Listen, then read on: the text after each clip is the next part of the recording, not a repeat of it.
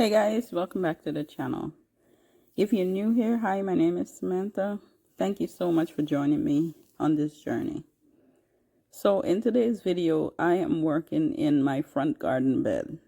Now, this part of the garden bed is where I have my pan quick fire hydrangea standard, and I also have a limelight hydrangea in this area as well.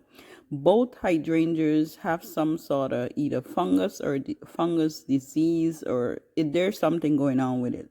Like, it's really not just the fall taking effects on these hydrangeas.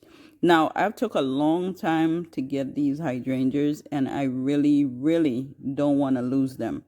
On top of that, hydrangeas, proven winners hydrangeas, is not cheap. So, you want to do your best to keep them going as long as they can, So, I've noticed a few days ago that they have some sort of disease or something. I've gone to the garden center and I've showed them a leaf or two of what it looks like. And so they're saying it's probably some sort of disease, or maybe it's just the fall. Now, I truly believe it's not just the fall. I believe it's more a disease. But again, I spoke to somebody. When you go to garden centers, if you don't find somebody that is well experienced, you get to talk to the amateurs like us. And for some of them, don't really know what's going on, and they tell you whatever they think. Just like we're guessing, they're guessing. So sometimes it's good to find the professionals. It so happens that at the time I'm going there, most of them are gone. So I end up with the amateurs, that really don't know a whole lot about plants. They're working there, but they don't know a lot about plants. Anyway, so I came back home and I did a little bit of research online. Also, one of my subscribers mentioned to me to use what is it called? A fungus disease spray. And I want to thank that subscriber for helping me out, because with the little bit of research that I did and the information she shared with me in the comments of the last video, I really hold on to that. And so today, that's what I'm going to do. I'm going to spray it. It's not going to be with the fungus spray because I don't have any of that right now. I do have another spray that I'm going to use to spray them up. But I really wanted to get this done, because now I am going to clean this entire bed up. I'm going to cut back what needs to be cut back. I'm going to pull out the annuals. I'm really going to clean up this bed properly so that it looks appropriate, because right now it is clustered with a lot of dry leaves and plants that are dying back. So I really need to get this clean up right now. But what I'm going to do is I'm going to take you guys back and show you the spray that I'm going to use. I know that most of you guys are familiar with the sprays for these different plants, different disease, different insects and stuff like that.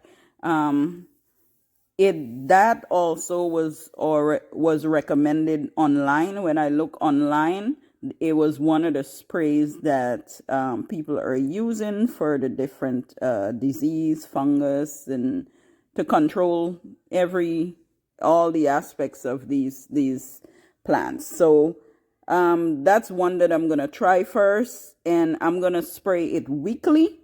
Now, if I'm spraying this and I see like it's not working or so, then I'm going to also spray the fungus spray. So I'm going to take you guys so we could go and take a look at that. I'm going to show you exactly what I'm using. By the way, I recorded this entire video, and my mic was off the entire time. So while I was talking and showing you guys everything that was going on in this bed, it was recording, but nothing was picking up because the mic was off. Now this is the spray that I'm going to use. I have here a half-gallon bottle, and that's the bottle that I use for most of the spraying. This is the insect disease and mites control.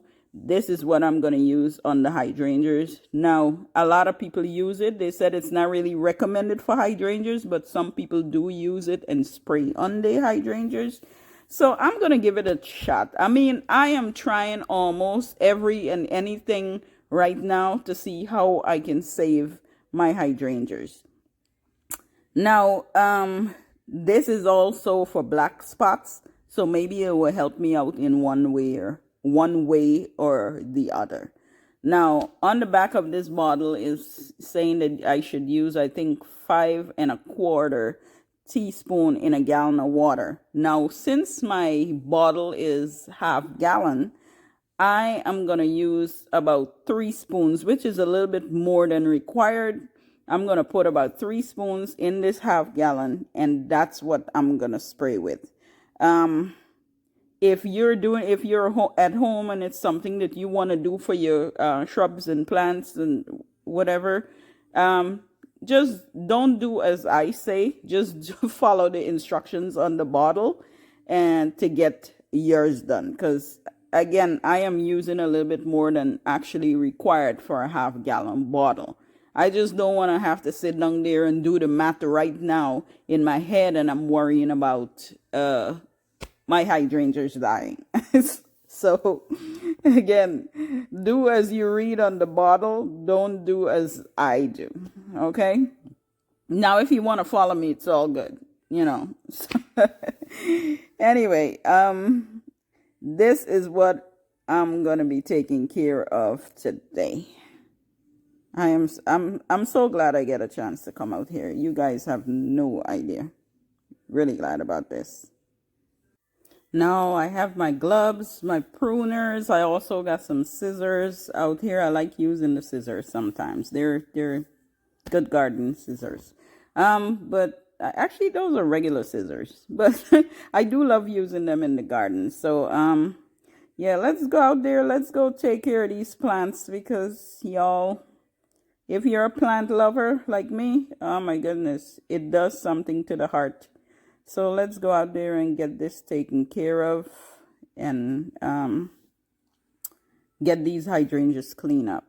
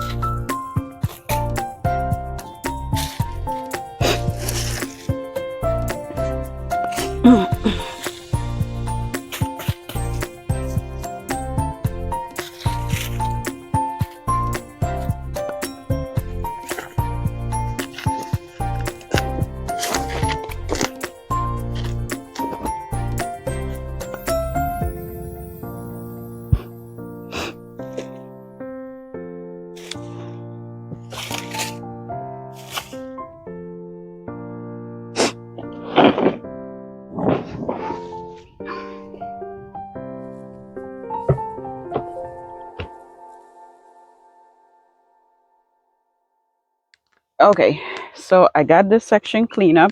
I pulled off as much of the disease leaves that I can, especially from the limelight. I think the limelight had a lot more because it's at the bottom here. and I really did clean this up. I pull off a few. This is the standard, and this is a pan quick fire. And so I didn't pull off the leaves that are yellowing. I just pull off the leaves that has the whatever the disease is. I just take that off, and I just basically do the best I can by leaving a lot of leaves on there so that the plant will get whatever energy it needs for the next year. I did cut back on some of these, like the catmint and this other shrub. I don't remember the name. Um, Let me see if there's a tag in there.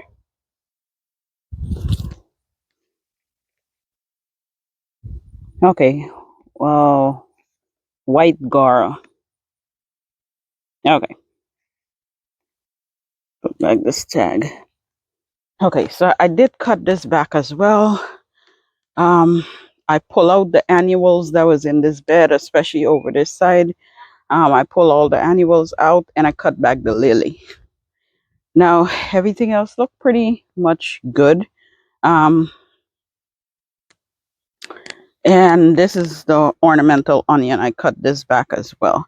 The ornamental onion, what happened is the seeds, when the seeds dry at the top, if you don't want it to start spreading, you can cut off the dry seeds and get rid of it.